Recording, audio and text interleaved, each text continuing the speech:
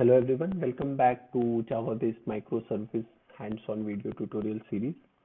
In this video, we will download the code base of account service and try to understand what this particular code is doing and how it is interacting with the MongoDB database. So we have few basic CRUD operations that we have coded already and committed to GitHub repository.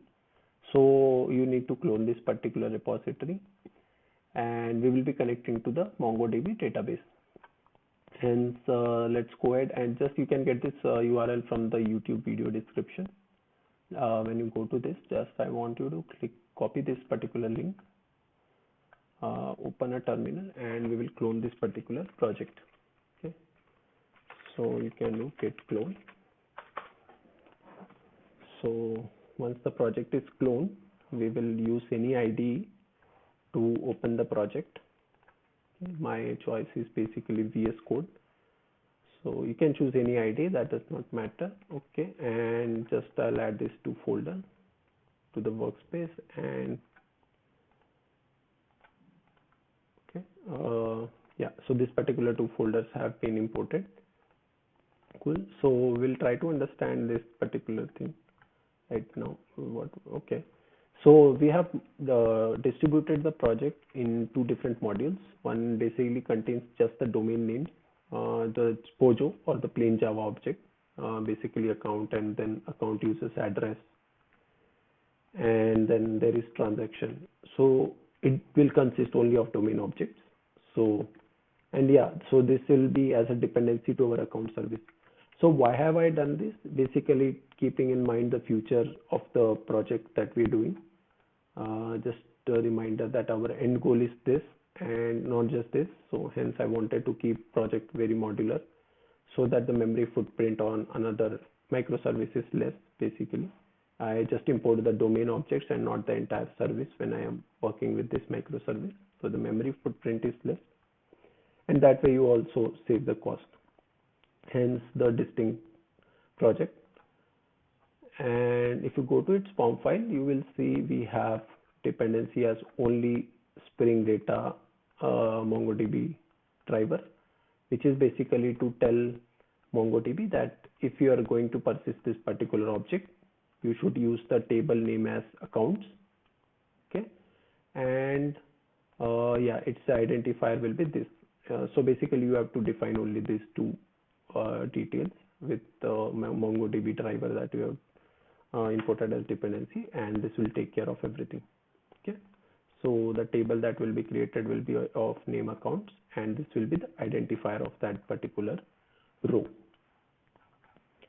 Now since you are using address within this, so it will automatically be serialized or deserialized. You don't have to define a separate document for accounts, or sorry, the address. Okay, cool. And transaction you can ignore for now, that is for future. And yeah, so now once this project we have already gone through, and so this is the project details besides college, commerce, domain. So this particular project becomes a dependency for this account service. Okay, so we'll go to its form and try to understand what are the dependencies. One is MongoDB driver to interact with the database. Another one is Spring Boot starter itself, like running the Spring Boot application. Another is for test. Okay, we are not writing any test cases as part of this exercise right now, but obviously when we move on to our large scale distributed application, we want to write a complete test cases and everything, like using whatever services or things we use. We want to write code also in such a way that we are writing test cases. And another dependency is commons domain, which I've just built here. Okay, which we have like another module. Now with this details, and one more detail that you have to provide is basically which MongoDB database to connect to. Here you have to define it in the properties file. Basically you do Spring Data MongoDB URI to some URI. So this is actually my cluster that I have set up. Okay, and I might change this URL to prevent the misuse of my cluster. So you can create your own URL for free. I'll tell you that in the next video. Okay, so you will have to replace this particular URL. Okay, you can create a free account and that will give you all these details. And here there will be two replacement actually. One is password and another is the database name. Okay, that is also explained in detail in the next video on how to create a MongoDB Atlas Cloud database for free. Okay, let's jump into the code on what CRUD operations that we're trying to do. So this is the class which starts the Spring Boot application. Okay, if you already know about it, that's fine. Otherwise, you can learn a little bit about what Spring Boot application annotation does. It basically puts all the configurations in place, scans on the component and all, so that you can learn. And so to interact with the MongoDB database, you have to implement something called as repository. Okay, so you have to define an account repository for your account object, which basically extends this MongoDB repository, and it has all the default functions like all the default CRUD operations. For example, add, delete on basically one ID, or delete all, and find one, find all, that kind of thing. And you have to provide the parameter as like what type of objects this particular repository will deal with, account, and another is basically what is the type of the identifier. Okay, cool. So now with this is done, and so you can use this repository directly. We will see how you use it here in the controller where we have performed few CRUD operations. Yes, so in a Spring Boot application, this is how we expose a service. We do a request mapping of one particular URL.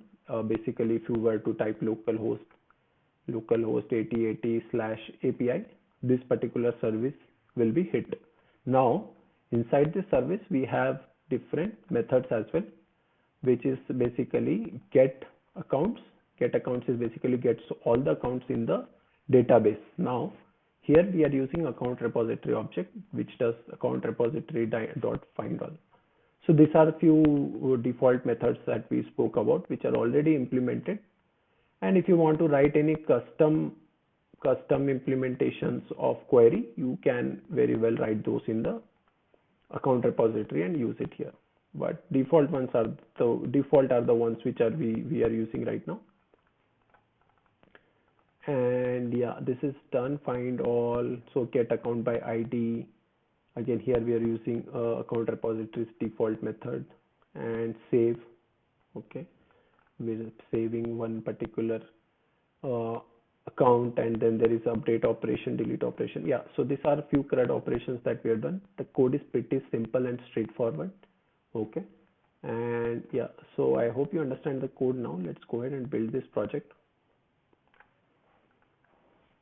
So go to banking distributed system, go to commons domain, and call MVN clean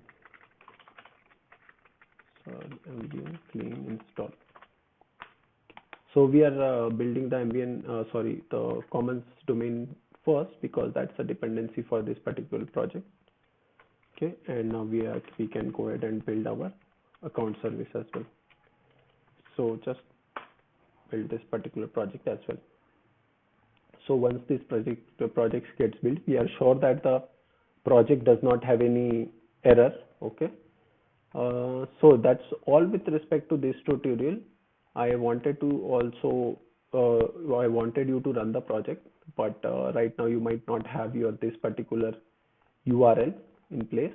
So what you have to do is basically watch the next video and replace this URL, and in the video after that, after you have got this URL, we will run this project in our local to verify if everything is running fine. Okay, so yeah, in the next video, it's actually part of my another video tutorial series. That video was part of my another video tutorial series, which was a MERN-stack based application. So you might hear the MERN-stack a lot in that particular application. So please ignore that part. Just follow the database cluster creation steps, and you should be good to go, and you will get this URL, and that will also explain you about replacing this particular things. Okay, so I'll see you in the video where you already have this particular URL of your own cluster and your project has been built successfully. Okay, then we'll run the project. Okay, that's all for this video. Thank you.